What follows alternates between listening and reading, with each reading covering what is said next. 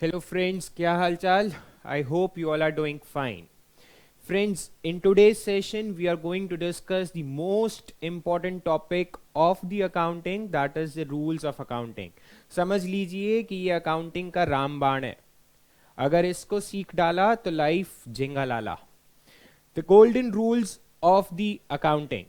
चलिए स्टार्ट करते हैं friends. What are the basic rules of the accounting, कि अकाउंटिंग करने के लिए क्या रूल्स हैं. Accounts can be classify into three types of accounts. देखते हैं कैसे. Types of accounts, three types. First is personal account, second is real account and third is nominal account.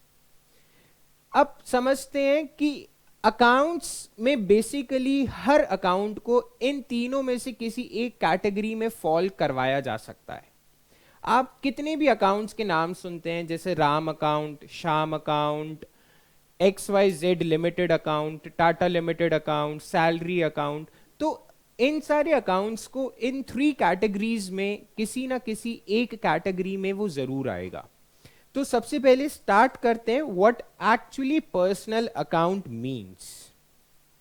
अब नाम से पता चल रहा है पर्सनल अकाउंट मतलब किसी पर्सन का अकाउंट. पर्सनल, पर्सन का अकाउंट.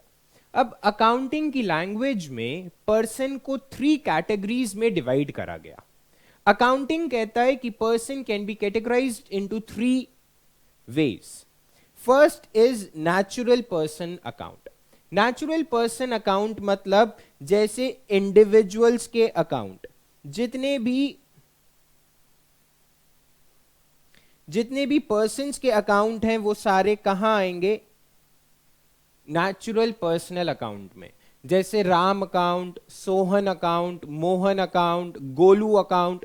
तो ये सारे इंडिविजुअल के अकाउंट्स किस में आएंगे, नेचुरल पर्सन्स में, जिसे नेचर ने क्रिएट करा है. That are called natural account. Examples लिख दें.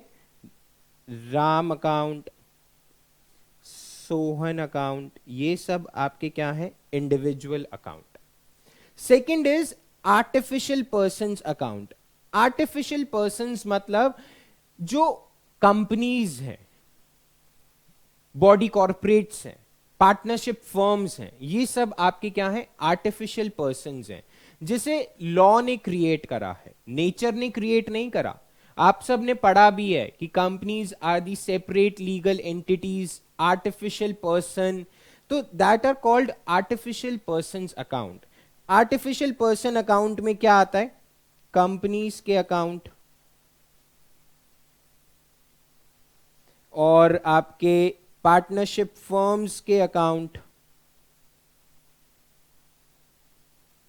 जैसे कि लेट्स से मैंने टाटा लिमिटेड से कुछ परचेजेस करी, तो टाटा लिमिटेड क्या है, आर्टिफिशियल पर्सन है. तो एग्जाम्पल्स लिख दें कुछ.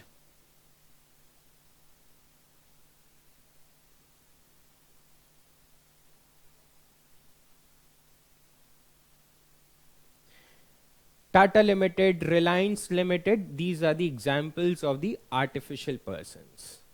The last is representative personal account. अब what are the representative personal account? कुछ नाम से पता चल रहा है. रिप्रेजेंटेटिव मतलब जो किसी को रिप्रेजेंट करे, कोई ऐसा अकाउंट. इसको समझते हैं एक एग्जाम्पल के साथ. What actually is representative personal account. Representative personal account means any account which represent a person or a group of person. कोई ऐसा अकाउंट जो किसी पर्सन को रिप्रेजेंट करे. चलिए एक एग्जाम्पल लेते हैं. लेट्स से आप एक टाटा कंपनी के अकाउंटेंट हैं, चार्टेड अकाउंटेंट हैं. टाटा की कंपनी में फरवरी के मंथ की सैलरी पे होती है लेट्स से मार्च में. अब आप सब ने पढ़ रखा है कि एक्रूअल कॉन्सेप्ट के हिसाब से एक्सपेंस कौन से मंथ का है, एक्सपेंस है फरवरी मंथ का, बट पेमेंट कब हो रही है, मार्च में हो रही है. बट एक्सपेंस किस मंथ में रिकॉर्ड होगा, एक्सपेंस रिकॉर्ड होगा फरवरी के मंथ में. अब फरवरी के मंथ में हमें एक्सपेंस रिकॉर्ड करना है. हम कहते हैं कि हमारी कंपनी में 1000 एम्प्लॉयज हैं जिसको पैसा देना है। अब इन 1000 एम्प्लॉयज को पैसा देना है तो क्या 1000 एम्प्लॉयज का नाम लिखना पॉसिबल है? नहीं है। इन 1000 एम्प्लॉयज का नाम लिखने की जगह मैं क्या लिखता हूं? Salary outstanding. अब सैलरी आउटस्टैंडिंग किसको रिप्रेजेंट कर रहा है? 1000 एम्प्लॉयज को रिप्रेजेंट कर रहा है। क्या एम्प्लॉय पर्सन होते हैं? यस, बिल्कुल होते हैं। तो any account which represent a person और अ ग्रुप ऑफ पर्सन, कोई ऐसा अकाउंट जैसे कि let example rent outstanding. Rent outstanding का मतलब क्या है? रेंट अभी देना बाकी है। रेंट देना बाकी है तो किसको देना बाकी है? लैंडलॉर्ड को। क्या लैंडलॉर्ड एक पर्सन है? यस। मैंने लैंडलॉर्ड का नाम लिखने की जगह क्या लिखा? Rent outstanding. तो रेंट आउटस्टैंडिंग क्या बन गया? Representative personal account. और एग्जाम्पल लेते हैं, एक्रूड इंटरेस्ट। एक्रूड इंटरेस्ट का मतलब होता है कि इंटरेस्ट हमने अर्न तो कर लिया बट अभी हमें रिसीव नहीं हुआ। फॉर एग्जाम्पल, क्या आपको बैंक से इंटरेस्ट मिलता है? बिल्कुल मिलता है। क्या बट बैंक आपको हर मंथ आपके अकाउंट में इंटरेस्ट देता है? नहीं देता। आफ्टर 6 मंथ या फिर आफ्टर एवरी 3 मंथ आपको बैंक आपका इंटरेस्ट देता है। बट क्या हर महीने मैं पैसा कमा रहा हूं? यस। अगर मैंने पैसा कमा लिया बट अभी रिसीव नहीं हुआ, that is called accrued. Accrued interest. पैसा आएगा, अभी आया नहीं है। किससे आएगा? बैंक से आएगा। क्या बैंक एक कंपनी है? बिल्कुल है। तो बैंक भी क्या एक आर्टिफिशियल पर्सन है। तो एक्रूड इंटरेस्ट क्या बन गया हमारे लिए? Representative personal account. तो एक बार दोबारा देखते हैं definition of the representative personal account. Any account which represent a person और a group of person is called representative personal account. तो back to the topic again, personal account हमने 3 topics करे। first is natural personal account, second is artificial personal account and third is representative personal account। accounting का rule क्या होता है? Personal account का rule होता है debit the receiver, credit the giver. Debit the receiver, credit the giver. जिससे पैसा लेना है, जिससे पैसा लेना है उसको क्या करो? डेबिट करो। और जिसको पैसा देना है उसको क्या करो? क्रेडिट करो। अकाउंटिंग कहता है किसी भी पर्सन से अगर पैसा लेना है, अगर मुझे पैसा लेना है तो मैं आपको क्या करूंगा? डेबिट करूंगा। बट अगर मुझे पैसा देना है तो मैं अपनी बुक्स में आपको क्या करूंगा? क्रेडिट करूंगा, क्योंकि आप मेरे लिए क्या हो? लाइबिलिटी हो। मुझे फ्यूचर में पैसा देना है, राइट? तो the rule of the personal account is debit the receiver, credit the giver. जिससे पैसा लेना है उसको अपनी बुक्स में क्या करो? डेबिट करो। जिसको पैसा देना है उसको क्या करो? क्रेडिट करो। चलिए नेक्स्ट अकाउंट देखते हैं। Next account is real account. Real account में क्या आता है? रियल अकाउंट में आते हैं ऑल एसेट्स। सारे एसेट्स के अकाउंट किस में आते हैं? रियल अकाउंट में आते हैं। अब assets can be divided into 2 types. First is tangible asset. Tangible asset वो asset होता है जिनको आप feel और touch दोनों कर सकते हो। For example, car, machinery, stock, ये सब क्या है? आप tangible asset है। अब ये पेन है, क्या इस पेन को मैं फील और टच दोनों कर सकता हूं? यस, कर सकता हूं। तो ये क्या बन गया मेरे लिए? टैंजिबल एसेट बन गया। Second category is intangible assets. Intangible assets मतलब वो एसेट्स जिनको आप फील तो कर सकते हैं बट टच नहीं कर सकते। For example, goodwill, computer software. आप जिस कंप्यूटर पे काम करते हैं क्या उसमें आपने सॉफ्टवेयर इंस्टॉल करवाया? यस करवाया। क्या किसी ने भी सॉफ्टवेयर को टच करके देखा? नहीं। बट क्या आप उसको यूज कर रहे हो? क्या आपने सॉफ्टवेयर का पैसा दिया? बिल्कुल दिया। दैट मीन्स इंटेंजिबल एसेट है वो।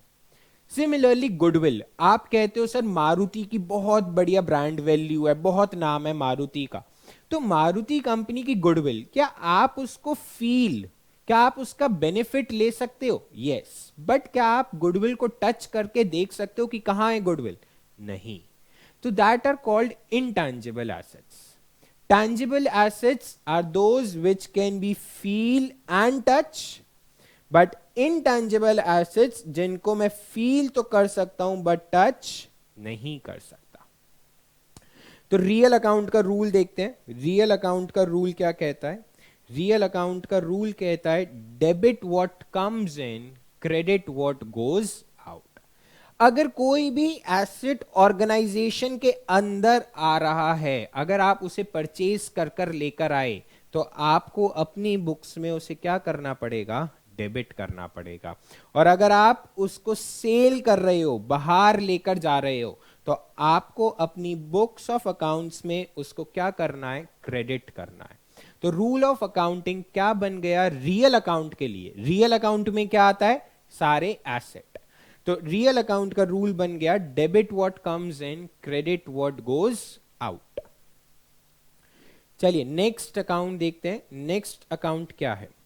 Next account is nominal account. Nominal account में क्या आता है? नॉमिनल अकाउंट में सारे एक्सपेंसेस एंड ऑल इनकम्स, जितने भी एक्सपेंसेस और इनकम से रिलेटेड अकाउंट हैं, वो सारे नॉमिनल अकाउंट में आते हैं। एक्सपेंसेस जैसे कि सैलरी पेमेंट करना, टेलीफोन बिल पे करना, कन्वेंस पे करना, ट्रांसपोर्टेशन चार्जेस पे करना, वर्कर को वेजेस पे करना, तो दीज आर कॉल्ड एक्सपेंसेस। तो सारे एक्सपेंसेस कहां पर आते हैं? नॉमिनल अकाउंट में आते हैं। एंड इनकम्स, इनकम क्या होती है? जैसे कि sale of goods, commission received, interest received, तो ये सब आपकी क्या है? इनकम्स अकाउंट है। तो all expenses and all incomes account are categorized under nominal account. Nominal account का रूल देखते हैं। नॉमिनल अकाउंट का रूल कहता है debit all expenses and losses, credit all income and gains. जितने भी खर्चे हैं, उन सब एक्सपेंसेस को, उन सब खर्चों को क्या करना है? हमें डेबिट करना है। और सारी इनकम्स को हमें क्या करना है? क्रेडिट करना है। तो debit all expenses and losses, credit all incomes and gains, ये हमारे 3 रूल्स थे। चलिए एक बार दोबारा देखते हैं इन तीनों रूल्स की समरी, कि इन 3 रूल्स के क्या क्या अकाउंट्स हैं और उनके क्या क्या रूल्स हैं।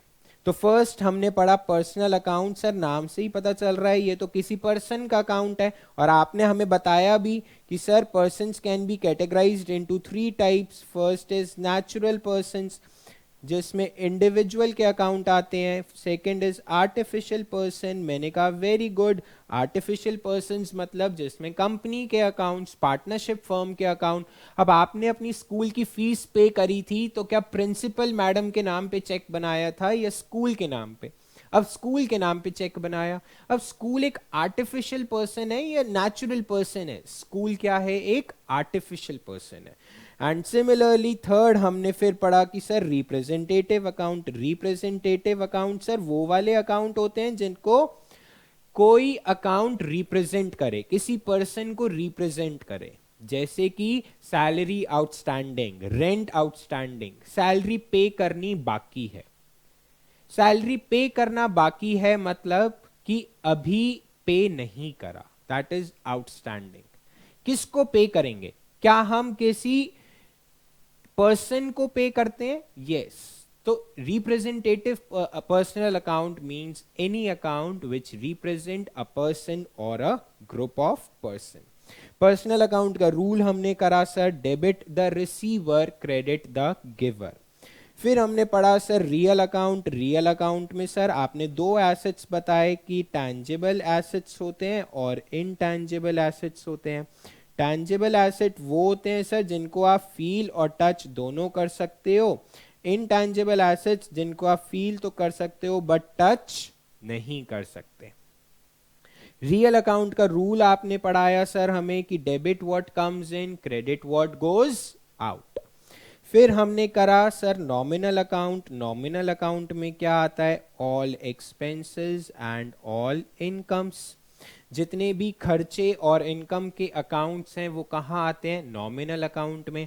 अब नॉमिनल अकाउंट का रूल क्या कहता है? Debit all expenses and losses, credit all income and gains. तो these are the basic rules of the accounting जो बहुत बहुत इंपॉर्टेंट है।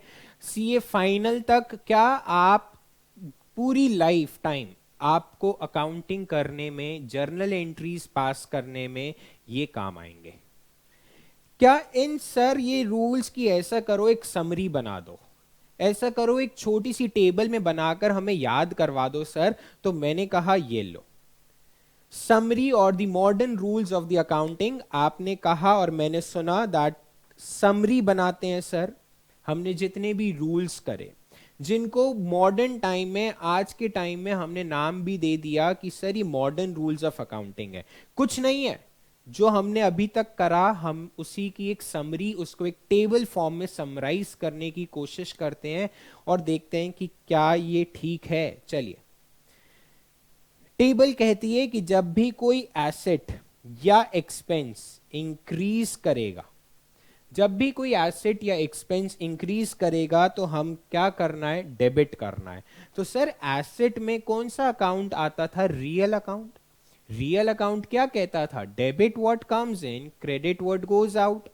तो sir debit what comes in का मतलब जब कोई एसेट बढ़ेगा तो डेबिट करना है। तो मैं यहां पर आपको क्या कह रहा हूं? मैं भी तो यही कह रहा हूं, डेबिट करना है जब एसेट बढ़ेगा, इंक्रीज होगा। जब भी कोई एसेट या एक्सपेंस डिक्रीज, कम होगा तो क्या करना है? क्रेडिट करना है। जब भी कोई लाइबिलिटी, इनकम या कैपिटल इंक्रीज करेगी तो क्रेडिट और डिक्रीज करेगी तो डेबिट। लाइबिलिटी के लिए कौन सा अकाउंट होता है? लाइबिलिटी सारी कहां आती हैं? पर्सनल अकाउंट में। लाइबिलिटी का मतलब फ्यूचर में पैसा देना है। अब पैसा किसी पर्सन को ही तो देना होगा, चाहे वो नेचुरल पर्सन हो या फिर आर्टिफिशियल पर्सन हो।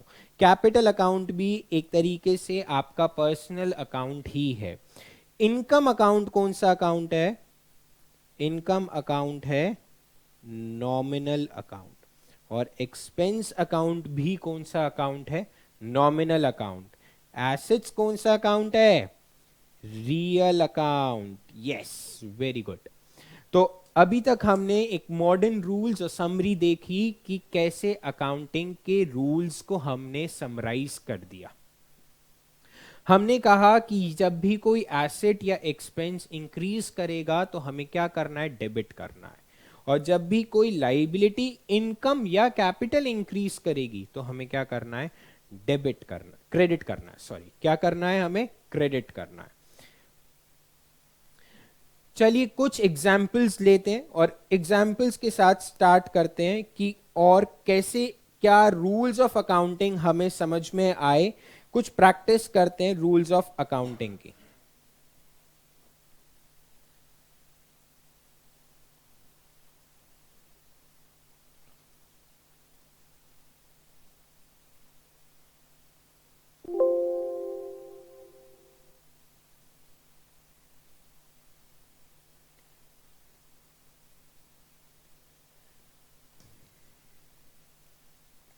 चलिए कुछ एग्जाम्पल्स लेते हैं।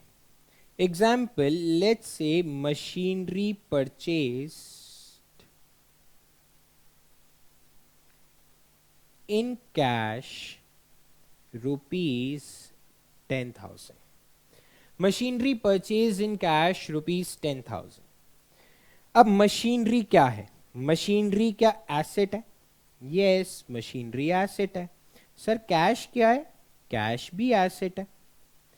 क्या ये एसेट्स के लिए हमने एक अकाउंट पढ़ा है? यस, कौन सा अकाउंट हमने पढ़ा है? Real account. रियल अकाउंट कहता है डेबिट व्हाट कम्स इन,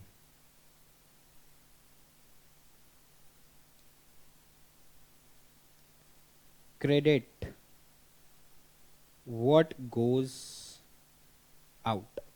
तो अगर मशीनरी परचेज करी तो मशीनरी क्या आ रही है? यस, मशीनरी आ रही है सर।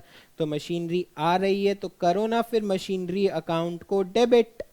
मशीनरी अकाउंट डेबिट कितने से? 10,000 रुपीज से। क्या गया? क्या गया? कैश चला गया सर। तो क्रेडिट व्हाट गोज आउट। तो machinery account debit to cash 10,000 rupees.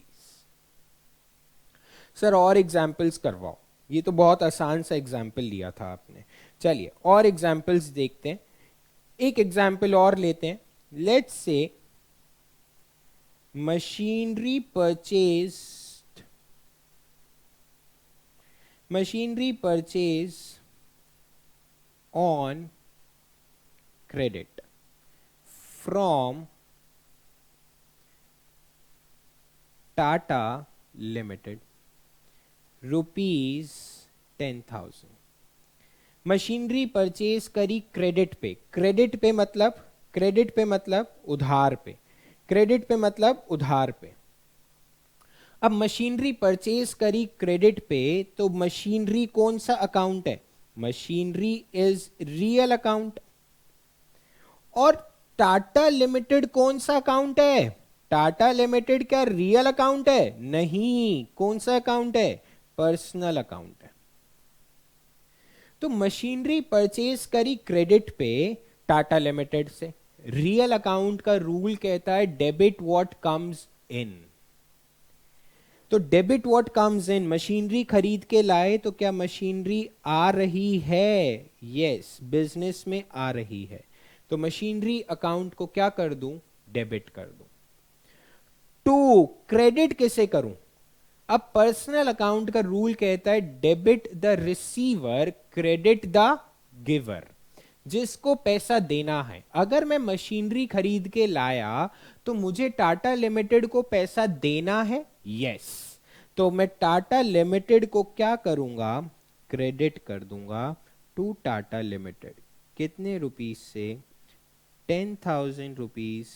10,000 rupees. बिल्कुल ठीक। Getting my point. तो मशीनरी परचेज्ड ऑन क्रेडिट अगर उधार पे खरीदी। सर क्या ये मॉडर्न रूल से भी बन सकती थी एंट्री? यस। चलिए आइए मॉडर्न रूल्स क्या कहते हैं। मॉडर्न रूल्स एक बार फटाफट रिवाइज करते हैं कि जब भी कोई एसेट या एक्सपेंस इंक्रीज करेगा तो डेबिट, डिक्रीज करेगा तो क्रेडिट। जब भी कोई लाइबिलिटी इनकम इंक्रीज करेगी तो क्रेडिट, डिक्रीज करेगी तो डेबिट। तो सर मशीनरी खरीद के लाए तो मशीनरी एसेट है। क्या एसेट इंक्रीज हो रहा है? यस। एसेट अगर इंक्रीज हो रहा है तो एसेट को क्या करना है? एसेट को क्या करना है? डेबिट करना है। That is machinery account debit to liability. अब लाइबिलिटी बढ़ गई क्योंकि अभी सामान उधार पे खरीदा है। अब लाइबिलिटी बढ़ गई, फ्यूचर में पैसा देना पड़ेगा तो लाइबिलिटी का नाम क्या है? टाटा लिमिटेड। टाटा लिमिटेड को क्या करना पड़ेगा? क्रेडिट करना पड़ेगा। तो क्या एंट्री अगर हम मॉडर्न रूल से बनाएं या फिर अपने ट्रेडिशनल रूल से बनाएं तो क्या कोई फर्क आएगा? क्या कोई डिफरेंस आएगा? नहीं, कोई डिफरेंस नहीं आएगा। चलिए और एग्जाम्पल्स देखते हैं।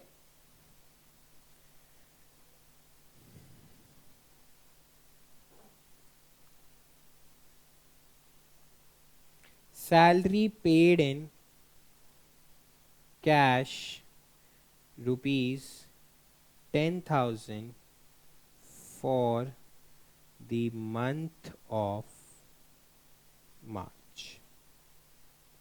हमने सैलरी पे करी कैश में मार्च के महीने की 10,000 रुपीज। सैलरी क्या है? क्या सैलरी एक्सपेंस है? यस, सैलरी एक्सपेंस है। अगर सैलरी एक्सपेंस है तो कौन से अकाउंट में जाएगा? आप खुद सोचिए। सैलरी अगर एक्सपेंस है तो कौन से अकाउंट में जाएगा? नॉमिनल अकाउंट में जाएगा। Very good. और कैश क्या है? कैश एसेट है, अगर एसेट है तो कौन से अकाउंट में जाएगा, रियल अकाउंट में जाएगा। सर मॉडर्न रूल्स से करिए ना, मॉडर्न रूल्स क्या कहता है, मॉडर्न रूल्स कहता है जब भी कोई एसेट या एक्सपेंस इंक्रीज करेगा तो डेबिट, डिक्रीज करेगा तो क्रेडिट, जब भी कोई लाइबिलिटी इनकम या कैपिटल इंक्रीज करेगी तो क्रेडिट और डिक्रीज करेगी तो डेबिट। तो एक्सपेंस, एक्सपेंस क्या हो रहे हैं, बढ़ रहे हैं क्योंकि हमने सैलरी पे करी है, एक्सपेंसेस हो गए, खर्चा हो गया। अगर खर्चा हो गया तो सैलरी अकाउंट को क्या करना है, डेबिट करना है। क्या कैश, क्या कैश क्या है, एसेट है। सर एसेट जा रहा है, अगर कैश जा रहा है तो क्या हो रहा है, कैश कम हो रहा है, तो कैश को क्या करना पड़ेगा, क्रेडिट करना पड़ेगा। मैंने कहा वेरी गुड, आप समझ गए। सर अगर सैलरी अभी पे नहीं करी होती तो, चलो आओ एक और एग्जाम्पल लेते हैं। Salary not yet paid ₹50,000 for the month of March. March month की हमने 50,000 रुपीज की सैलरी अभी पे नहीं करी। अगर सैलरी पे नहीं करी तो क्या हमें फ्यूचर में पे करनी पड़ेगी, यस पे करनी पड़ेगी। अब सर सैलरी खर्चा है, मार्च के मंथ में हमने एम्प्लॉय से सर्विसेज तो ले ली बट अभी पैसा पे नहीं करा, तो सर सैलरी तो खर्चा है, तो सैलरी अकाउंट को क्या करना पड़ेगा, डेबिट करना पड़ेगा। कितने रुपीस से, 50,000 रुपीस से। क्या टू कैश लिख दूं, नहीं सर नहीं, कैश नहीं लिखूंगा क्योंकि अभी पे नहीं करा। अगर पे नहीं करा तो क्या फ्यूचर में पे करना है, यस, तो क्या लिखूंगा, टू सैलरी आउटस्टैंडिंग। आप अपने सारे एम्प्लॉयज के नाम नहीं लिख सकते, इन सारे एम्प्लॉयज का नाम लिखने की जगह मैंने क्या लिखा, सैलरी आउटस्टैंडिंग, और इसी को हम क्या कहते हैं, रिप्रेजेंटेटिव पर्सनल अकाउंट। बिल्कुल ठीक। तो बेसिकली हमने कुछ एग्जाम्पल्स के साथ golden rules of accounting complete करे। आज की क्लास में इतना ही। In the next class we will start with a new chapter. Thank you very much.